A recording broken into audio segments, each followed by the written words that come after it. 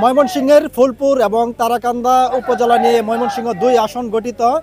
সম্প্রতি এই আসনে বিএনপি থেকে মনোনয়ন পেয়েছেন ময়মনসিংহ উত্তর জেলা বিএনপির যুগ্ম আহ্বায়ক মোতাহার হোসেন তালুকদার। তিনি মনোনয়ন পাওয়ার পর থেকে কিন্তু বিভিন্ন এলাকায় যাচ্ছেন, ভোটারদের ধারে ধারে গিয়ে ভোট প্রার্থনা করছেন, অর্থাৎ তিনি ধানের শীষের বিজয় ছিনিয়ে আনার জন্য চেষ্টা চালিয়ে যাচ্ছেন।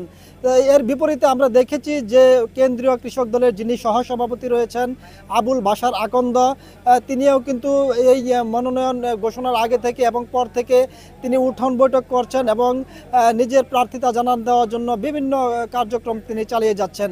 আমি এই মুহূর্তে আছি ময়মনসিংহের ফুলপুরের ভাইটকান্দি এলাকায়।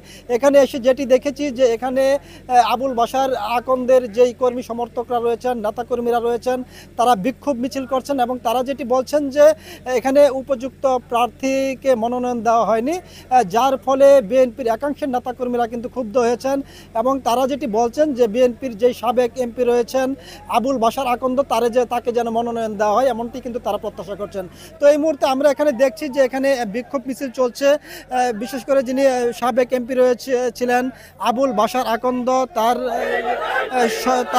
বেল্টে যারা রাজনীতি করেন নেতাকর্মীরা তারা এখানে আছেন।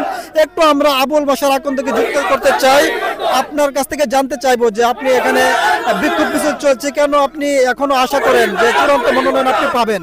দেখেন এই আসনটিতে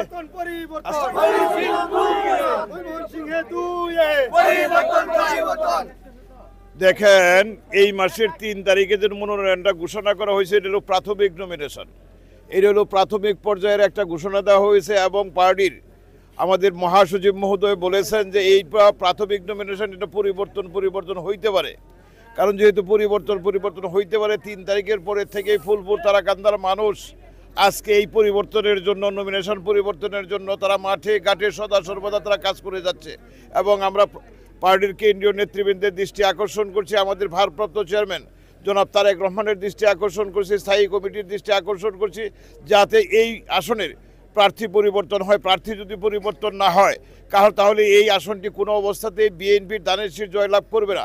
কারণ আপনারা এই সাধারণ মানুষের কাছ থেকে যদি আপনারা ইন্টারভিউ নেন তাহলে বুঝতে পারবেন যে প্রার্থীর প্রতি তাদের কতটুকু ক্ষোভ।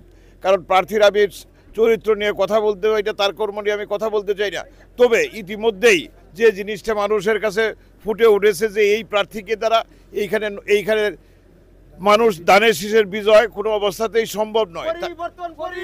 কাজে আমরা চাই এই প্রার্থীর পরিবর্তন করে যে কেউ আমাকে দিতে হবে এমন কথা নয়, তাদেরকে একটা সুন্দরভাবে একটা নমিনেশন দেওয়া হোক যাতে করে আমরা ধানের শীষের বিজয় আমরা সুনিশ্চিত করতে পারি। কারণ আজকে দীর্ঘদিন যাবৎ এই প্রার্থী পরিবর্তনের জন্য জনগণ রাস্তায় নেমে এসেছে। কাজে আমরা মনে করি অনেক বড় শোডাউন হচ্ছে, বড় মিছিল হচ্ছে, তারা এইখানে মশাল মিছিল করতে চায়। আমি এইটার জন্য বাধা দিয়েছি যে মশাল মিছিলের দরকার নাই, প্রতিটি গ্রামে মিছিল চলছে, আমরা শান্তিপূর্ণভাবে প্রতিবাদ জানাচ্ছি। আমরা আশা করি যে আমাদের এই প্রতিবাদ তাদের কানে বাজবে এবং তারা অনতিবিলম্বে এই প্রার্থীর ব্যাপারে তারা সিদ্ধান্ত গ্রহণ করবেন। আচ্ছা, আপনি নিজেকে কেন যোগ্য প্রার্থী হিসেবে মনে করেন? আমি যোগ্য প্রার্থী এই জন্য মনে করি যে আমি একজন ক্লিন ইমেজের মানুষ, নিজেরটা নিজে বলতে হয়। আমার মধ্যে কোনো দুর্নীতি নাই, আমার নেতা কর্মীদের মধ্যে কোনো দুর্নীতি নাই। কাজেই 1978 সন থেকে এই বিএনপিতে আমি যোগদান করে বিএনপিকে আজকে লালন পালন করে যাচ্ছি। শহীদ রাষ্ট্রপতি জিয়াউর রহমানের শাহাদত বরণের পর বিএনপি বলতে কোনো নাম ছিল না। আমি মাত্র 11 জন সহকর্মী নিয়ে এই ফুলপুর তারাকান্দা বিশাল এলাকায় মানুষের কাছে গিয়ে এই বিএনপির আজকে হাজার নেতা কর্মী বিএনপিতে আজকে রয়েছে। কারণ এইটা আমার একমাত্র অবদান আমি নিজে মনে করি এবং আমি এমপি ছিলাম, উপজেলা চেয়ারম্যান ছিলাম, কারণ আমি একজন মুক্তিযোদ্ধা মানুষ। কাজে আমি মনে করি যে সকল দিক দিয়ে জনগণের সাথে আমার 24 আওয়ার্সের সম্পর্ক। মানুষের যদি একটা রুগী হয় তাকে আমি দেখতে যাই, তাকে হসপিটালে চিকিৎসা করাই এবং এইরকমভাবে প্রত্যেকটি মানুষের যারা মৃত্যুবরণ করে সেই সব জানাজায় আমি উপস্থিত হই। এটাই হলো আমার অ্যাচিভমেন্ট। আমি আশা করি যে আমাকে যদি নমিনেশন দেওয়া হয় তাহলে এই সিটটা তারা পাবে। আর আমি মনে করি আমাকে বাদ দেওয়া যদি কাউকে দেওয়া হয়, যদি যোগ্য মনে করে, তাতে আমার কোনো আপত্তি নেই। ধন্যবাদ আপনাকে। আসলে আপনি যেমন শুনছিলেন যে এই